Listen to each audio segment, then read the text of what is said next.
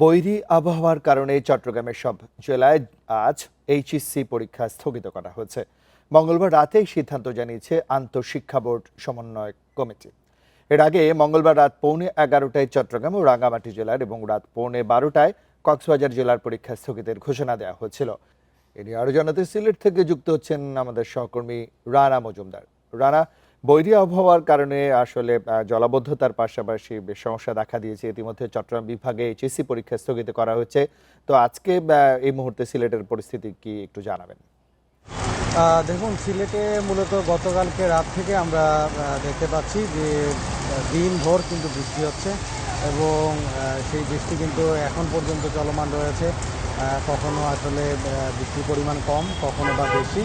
এবং মূলত আসলে আবহাওয়া অফিস থেকে যে পূর্বাভাসটি দেওয়া হয়েছিল, অর্থাৎ সিলেটে টানা বৃষ্টি হবে কিংবা সেটি আসলে কখনো ভারী কিংবা কখনো অতি ভারী বৃষ্টির সম্ভাবনা রয়েছে, সেই পূর্বাভাস অনুযায়ী আমরা দেখতে পাচ্ছি আসলে এই বৃষ্টিপাত এবং কখনো আসলে বজ্রসহ বৃষ্টি হচ্ছে।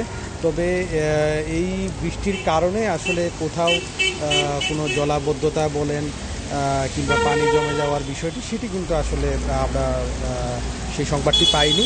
এবং তবে যে বিষয়টি লক্ষ্য করা যাচ্ছে সেটি হলো এই টানা বৃষ্টির কারণে সিলেটের যে নদীগুলো রয়েছে, বিশেষ করে সুরমা এবং কুশিয়ারা নদীর পানি, সেটি কিন্তু অল্প অল্প করে বৃদ্ধি পাচ্ছে।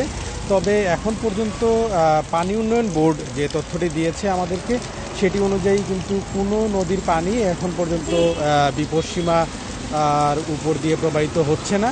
এটি হচ্ছে একটি স্বস্তিদায়ক খবর। তবে পানি উন্নয়ন বোর্ড কিংবা আবহাওয়া অফিস বলছে, যদি উজানে যদি ভারী বৃষ্টিপাত হয় কিংবা উজান থেকে যদি পাহাড়ি ঢলের পরিমাণ বেড়ে যায়, তাহলে হয়তো এই বৃষ্টিপাতের পরিমাণ বাড়লে তখন হয়তো পানিও বাড়তে পারে এবং তখন হয়তো নদ নদীর পানি বিপদসীমার কিছুটা উপর দিয়ে প্রবাহিত হতে পারে বলে আশঙ্কা করা হচ্ছে।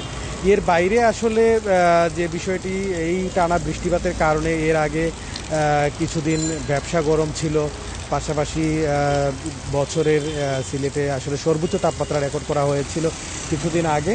তো এই গরমের মধ্যে মানুষের যখন হাঁসফাঁস অবস্থা ছিল, তখন এই বৃষ্টিটা অনেকটাই স্বস্তিদায়ক।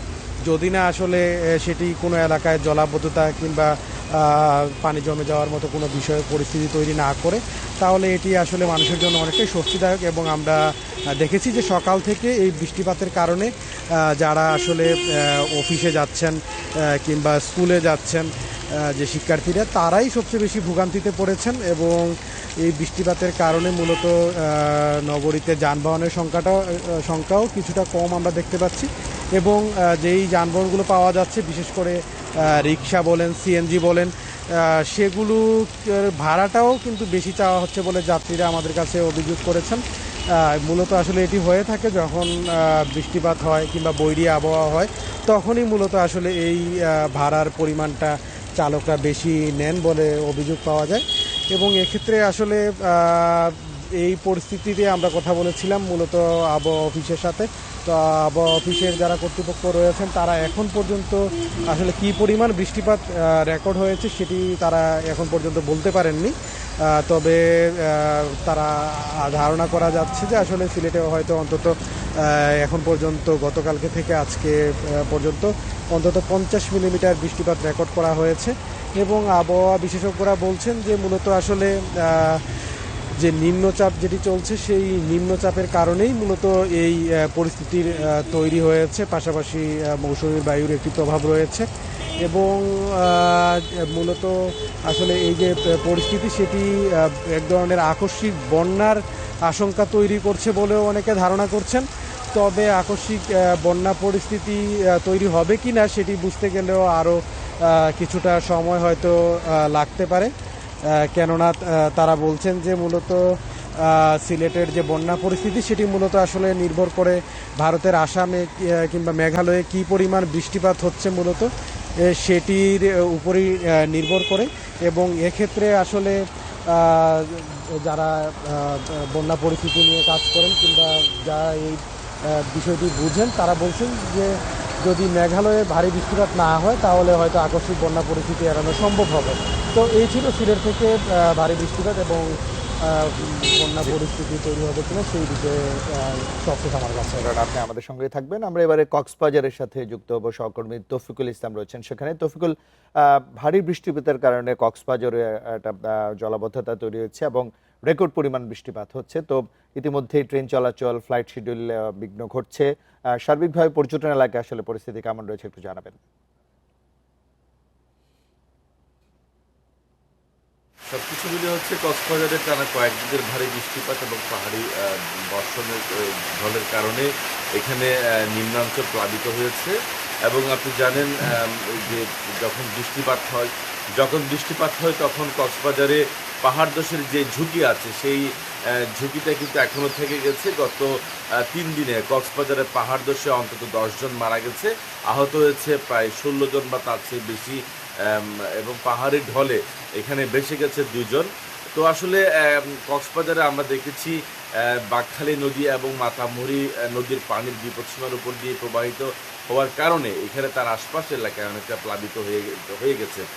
এবং আপনি জানেন কক্সবাজারের যে সমুদ্রের পানির যে উচ্চতা সেটিও বেড়ে গেছে। তবে পর্যটনের তেমন কোনো প্রভাব এখানে পড়েছে বলে আমাদের মনে হয়নি। স্বাভাবিকভাবে যারা বর্ষাকালে ঘুরতে এসছেন তারাও কিন্তু নির্বিঘ্নে ঘুরছেন। তবে যারা এখানে ঘুরতে আসছেন বা স্থানীয় জনসাধারণ তারা যে মেরিন ড্রাইভ সড়ক দিয়ে যারা চলাচল করছে তাদেরকে সাবধানে চলাচল করতে বলা হচ্ছে। যেহেতু আপনারা জানেন সেখানে পাহাড় রয়েছে, যে কোনো সময় পাহাড় ধস হতে পারে। তো এখনো পর্যন্ত যারা পাহাড়ের চূড়ায় কিংবা পাহাড়ের পাদদেশে বসবাস করছেন তাদেরকে সরিয়ে যাওয়ার জন্য জেলা প্রশাসকের পক্ষ থেকে মাইকিং করা হচ্ছে। এবং এই বিষয়ে আমরা কথা বলেছি কক্সবাজার জেলা প্রশাসক আব্দুল মান্নানের সাথে। তিনি আমাদেরকে জানিয়েছেন যেহেতু এই কয়েকদিনে বিভিন্ন জায়গায় পাহাড় ধস হয়েছে, সেই প্রেক্ষিতে অন্ততপক্ষে ঝুঁকিতে থাকা মানুষদেরকে নিরাপদ আশ্রয় যেতে হয়েছে। গতকালকে আমরা দেখেছি দরিয়ানগর এলাকায়, সেখানে বন বিভাগের জায়গায় বসবাস করছে। জেলা প্রশাসক বন বিভাগকে নির্দেশনা দিয়েছেন সেখানে অন্তত প্রায় 300 পরিবার রয়েছে যারা পাহাড় ঝুঁকিতে আছে, তাদেরকে যাতে অন্যত্র সরিয়ে নেওয়ার জন্য।